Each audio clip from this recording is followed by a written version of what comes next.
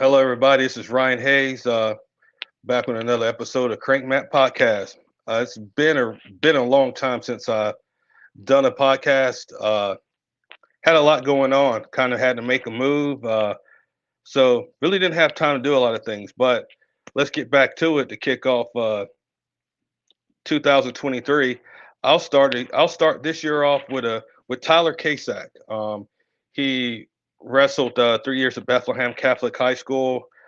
During those 3 years, he was a three-time district champion, three-time regional champion, uh, one-time state champion, placed third, placed fifth, Penn State commit, world silver medalist.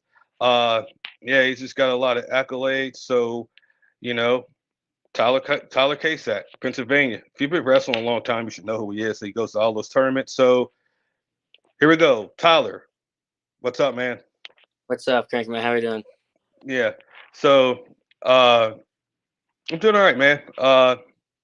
You're kind of an interesting guy to talk to, right? So you got a lot going on in your life as of late. So, I know you kind of made that decision to not wrestle your senior year at Bethlehem Catholic. First off, I want to talk to you about that decision. How did you come to that decision? Especially after, you know, the state championship, you kind of placed third there, but what made you kind of, after you commit, make the decision not to wrestle in your senior year? For me, it was a pretty easy decision after I made a world team. I got together with David and Coach Mark, and we kind of sat down and looked at our goals and was trying to find the best way to do it. And it's just it's just made the most sense. I'm committed here and moving up here, being able to train with these guys and have these great coaches around me. It's just adding on to everything. Yeah.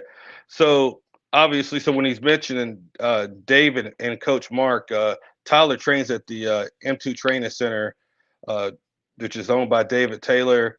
David Taylor's head coach. Mark McKnight's one of the assistant coach. Funny guy, by the way. But a Mark McKnight podcast is something for a whole nother day because you got to really get geared up and be ready for something like that. So you made this decision. Did you consult like your teammate Levi Haynes and ask him like how he went about doing it? Did you seek any advice from him? A little bit. I mean, he's an awesome dude who's you got to look up to. And I asked him, hey, how will work for you? Why did you do this? And he didn't tell me what to do, what not to do. He just told me from his experiences, and I made my decision based off of considering that. For sure. Well, I want to go kind of back.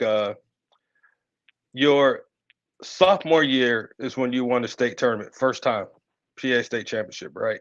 And then how hard was it, going into that junior year to try to also that year you won Ironman, won Powerade. How hard was it kind of going into that year to keep that momentum to try to win another PI AA state title your junior year?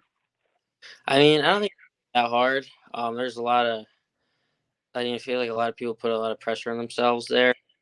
I was just trying to improve upon myself. Each tournament and each match, not too concerned about necessarily winning, but just going out there and competing. For sure.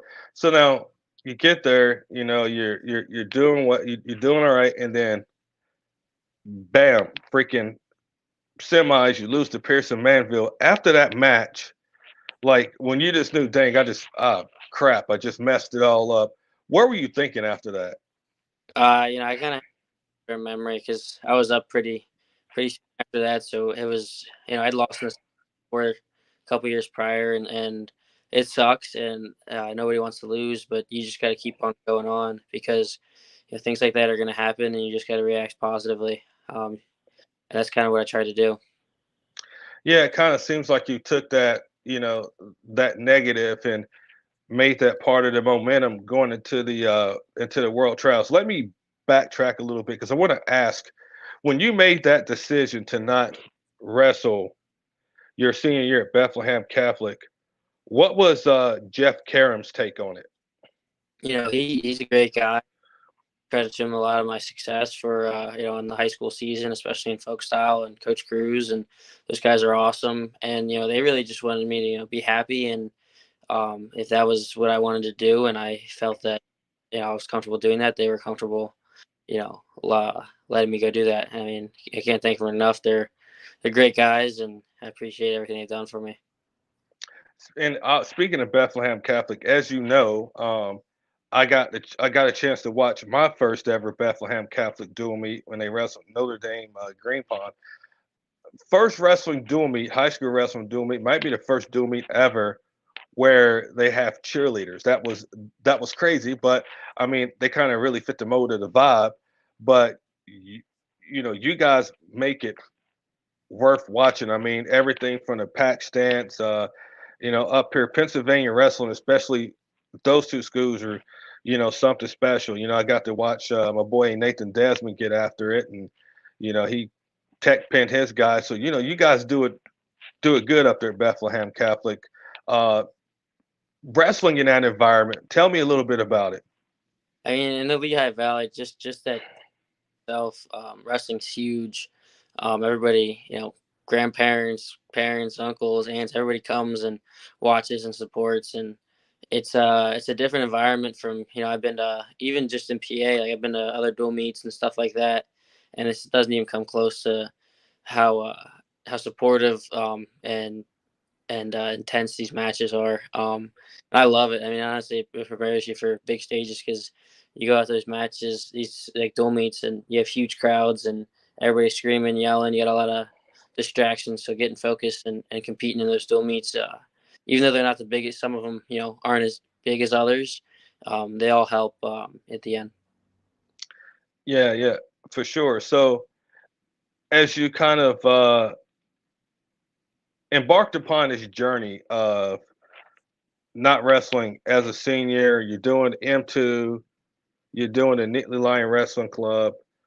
What's a typical day like for you? I think when I saw you at Escape the Rock, you kind of ran down your day, and it seems like you have a lot. Honestly, man, it's almost like you're training like a pro MMA fighter, and you got all these camps and eating here, got to eat right here, got to do this the right way. So, what is your typical schedule? I mean, typically, I usually practice 2 times a day. I going at like 5, 6 days a week. It just kind of varies on competition, like what days I'm competing. But typically, I'm wrestling twice a day. Once in the morning, once kind of in the middle of the day, and it's usually, there's not a whole lot of lifting. It's mainly just, if I am lifting, it's a circuit, and that's once or twice a week. But a lot of it's just technique, and live mixed in a little bit, but a lot of it's a technique. Focus on what I need to work on, and I think they do a really good job of at M2 and NLWC, breaking down technique and really getting it to perfection. By the way, you're doing a lot of this training. Uh, I want to tell you about a about a product. It's called Nutrizone Green, right? You start out at M2, where I don't know which one you do first. But let's say you got to go from M2 to the Nittany Lion Wrestling Club. Well, you don't have time to really go take a shower. You need something to kind of hold you over to ultimately you get a shower, get a chance to kind of clean up the right way. You got Nutrizone Clean, okay? Nutrizone Clean is one of the best products out there on the market. I mean, you got a spray, they got a body soap, they got wipes. And I'll tell you what, once you go Nutrizone Clean, you'll never be dirty again. Nutrizone Clean. If you're not clean unless you're Nutrizone Clean, and you know what? For this podcast, I am going to send you some Nutrizone Clean to try out on your own. How about that? I appreciate that. That sounds awesome. Yeah. So NutrizoneClean.com, everybody. You can use the promo code CrankMat10 for 10% off your purchases. Uh, anyways, now that I had to, pay the bills, I got to kind of, got to plug that Nutrizone Clean on a t-shirt. So you got those practices where you're practicing 2 times a day. I think you told me a story about how they really kind of pick at you and let you know like you're the low guy on the totem pole. Tell me a little bit about that in the Nittany Lion Wrestling Club. It's not necessarily in a bad way. Oh, of course, of course. But it's always pot. they're great guys and stuff, but it's not necessarily in wrestling too much, but in dodgeball, they definitely let me know. Yeah, I'm a that's a totem pole, and you have to fight your way up. They take dodgeball pretty serious over there, so yeah, I can't blame them. But I've definitely been hit with a ball pretty hard a few times. Yeah, for sure. How was that environment? I mean, you're talking about Penn State, the best wrestling program in the country, and just have been for, 10 years plus. Just tell me a little bit about that environment and some of the partners that you have to push you. Yeah, I mean, like all the guys there are just absolutely filled with knowledge, and you look in the room, I think it's like half the Olympic team is in that wrestling room, and then you got the number one college in the country, and all those coaches there. Um, it's unbelievable, and you got partners. I mean, yeah, I go with just about anybody. Um, it doesn't really matter weight or where they're at in their training. Everybody's always down to scrap, and everybody's always down to help me out with any kind of questions I have, and they're really involved, whether it's a coach or a senior level athlete or a college guy. They're always, anything you really need, they're always there for you. For, for sure, for sure. When you kind of started training there a lot, where were you at mentally? Were you prepared to kind of be able to? Assuming you probably done it way well before then, being an RTC, but when you were going into it seriously, where was your mind at, knowing that you're going to be banging heads with these guys? Just it's gonna you're gonna get bumps and bruises. That's kind of how I do it. You're gonna take your beatings, but eventually you got to keep your head on straight and keep going. And things start to work out, and I feel like that's what's been happening. So, you know, you're actually from Doylestown, Pennsylvania, and your parents, to accommodate your training. I mean, they went like full into this with you, and they got a house up there, right in that area across from M2. Tell me about, their impact on you to kind of support you in this journey that you started ever since you were a child. Yeah, I mean they're huge. They're pretty. I wouldn't be here without them. I wouldn't be trying to chase my dreams and goals without them. I mean, they're just they whatever I need. They're there to help me as long as I'm gonna hold up my end of the bargain and just give 100% with everything. As all they ask for is effort, and you show them effort, and you show that you care. They're willing to do anything. They're willing to make sacrifices. Move all the way across the state to try and accomplish my goals and dreams, and they're everything. It's crazy because you're gaining a lot of knowledge, right? You're gaining a lot of knowledge, and you get to actually pour this knowledge on who I personally believe is going to be the future GOAT. And his name is Nathan Kasak. All right. Tell me a little bit about, the impact, that you're kind of having on your little brother as he is trying to come up and, has the same idea of chasing the same goals you have.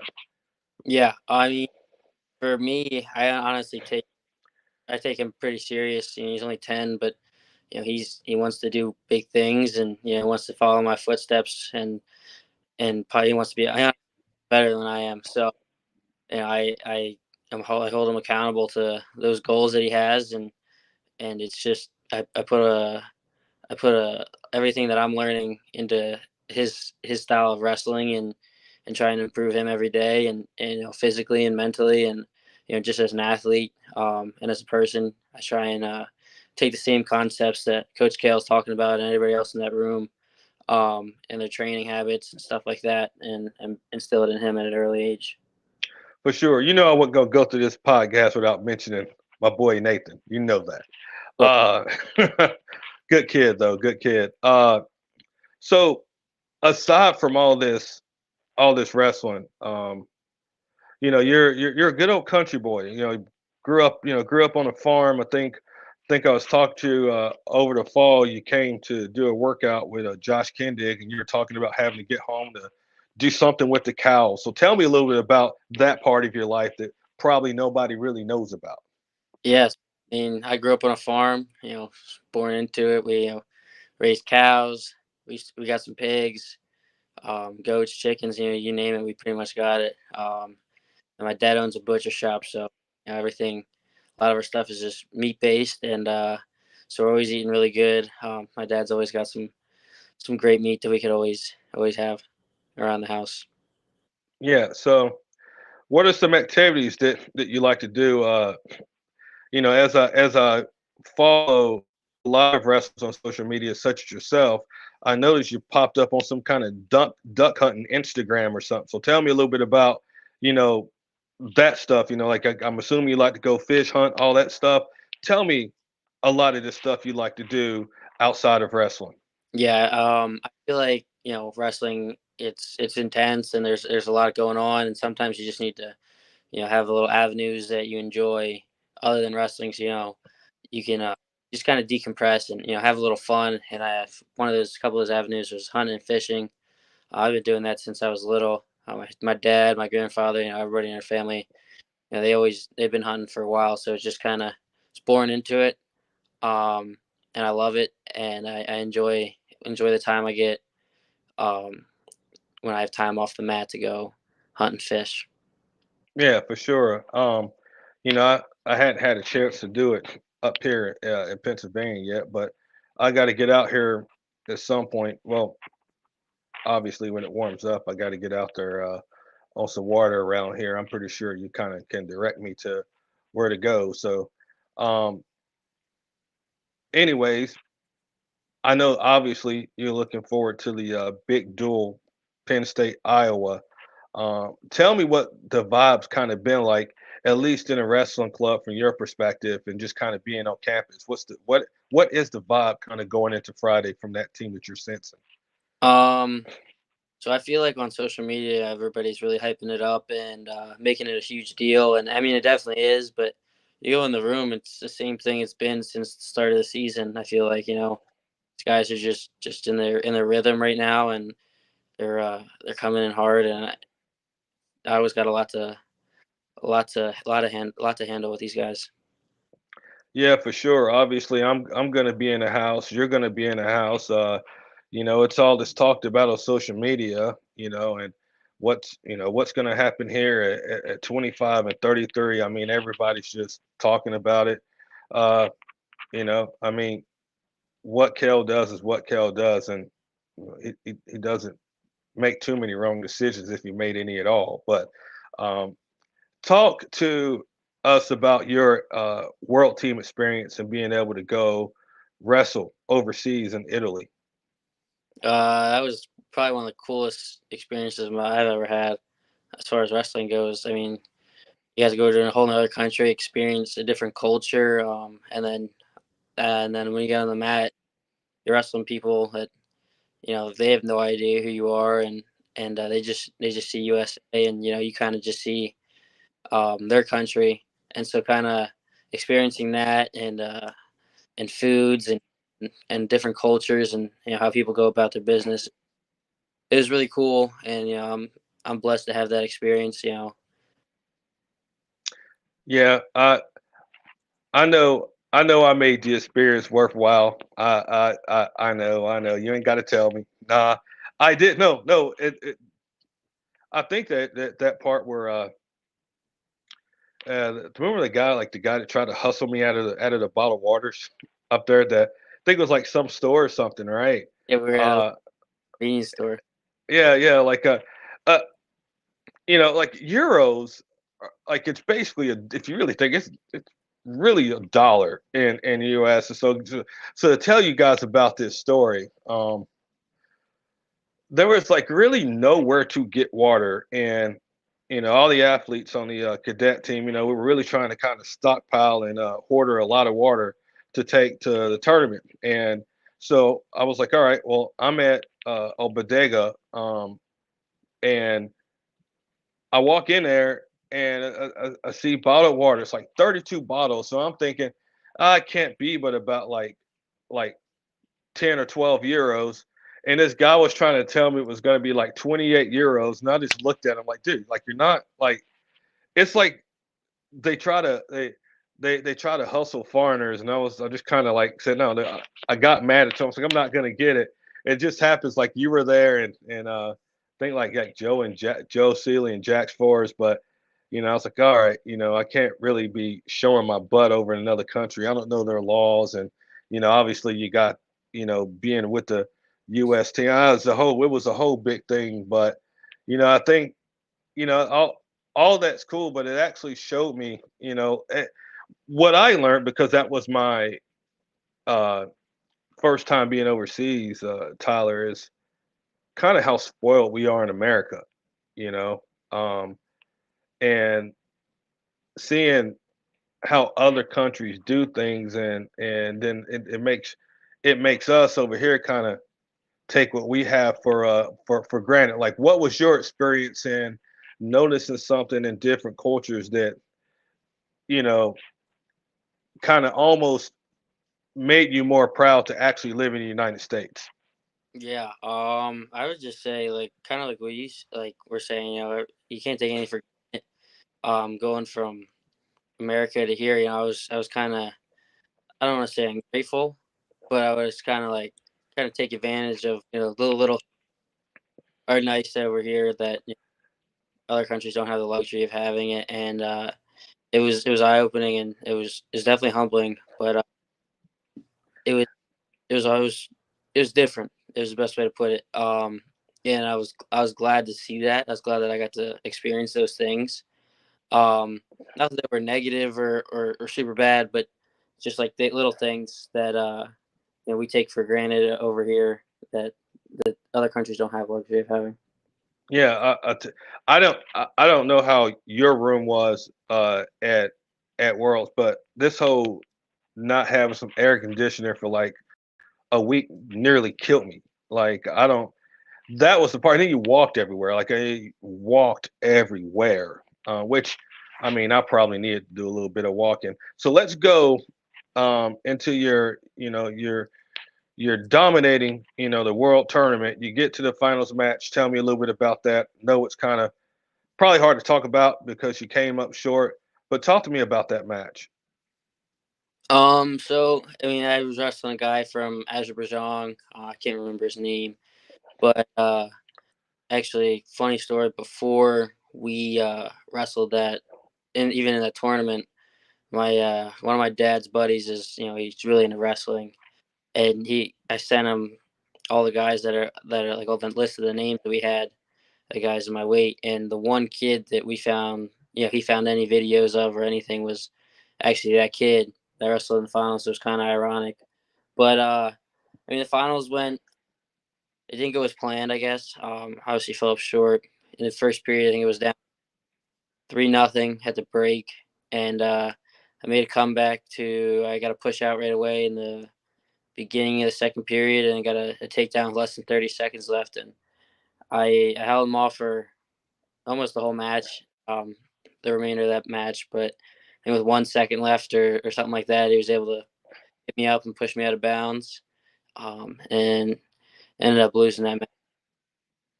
So I guess the question around that is that did you kind of forget or just didn't know where you were in the circle when it came to that push out? Like at what point did you realize, oh shoot, like I'm near the line and I'm ready to get pushed out? Yeah, I mean, I feel like in that moment there was a lot of emotions building. I think we had went out of bounds before that, and there was like 5 seconds left, so my mind was kind of somewhere else. I really thought that match was kind of locked out.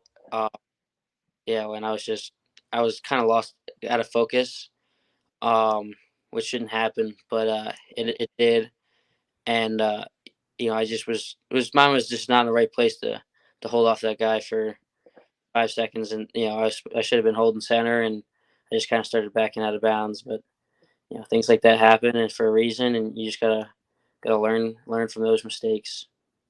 Yeah, I mean, you got to wrestle all the way up to the last second, and if anybody has showed us that you can win last second, it was that match that Krista Castillo had. Um, that kind of shocked everybody. As far as scouting opponents, I don't know if you got it, but I know that Luke Lilladall's dad, Drew, he actually had everybody's opponent's research. It was really crazy. He really put some time in it to do that. But what what do you have planned like in the immediacy, man? Like just in the next couple months? Anything Uh, big? Tournaments? Anything? so I'm competing in Matttown Open this Sunday. And then the following Sunday, I hit up Edinburgh, 2 college opens, and then got a little break from competing until I think the trials, or I think the Open. I think I'm hitting up the Open and then going to the trials after that. Might compete in a few dual tournaments. Trying to make it a junior world team is the main goal. Win a world championship.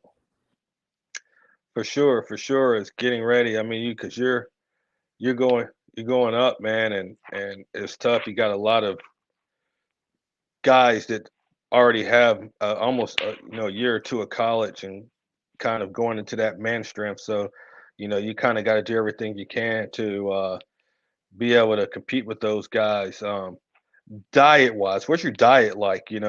When you kind of going into all this training, these competitions.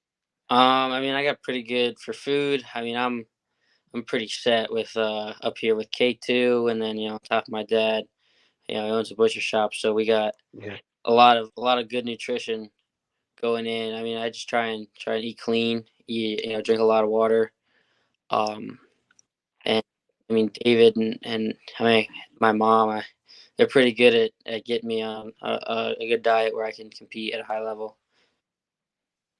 for sure, for sure. Well, Tyler, I know you got things to do. I don't want to keep you for too long. And, I think I saw you when I saw you at Escape the Rock. I told you that I could beat you in throwing hands, man. And you said you'd be able to beat me. We might have to make that happen. I'll throw on the gloves and I'll show you.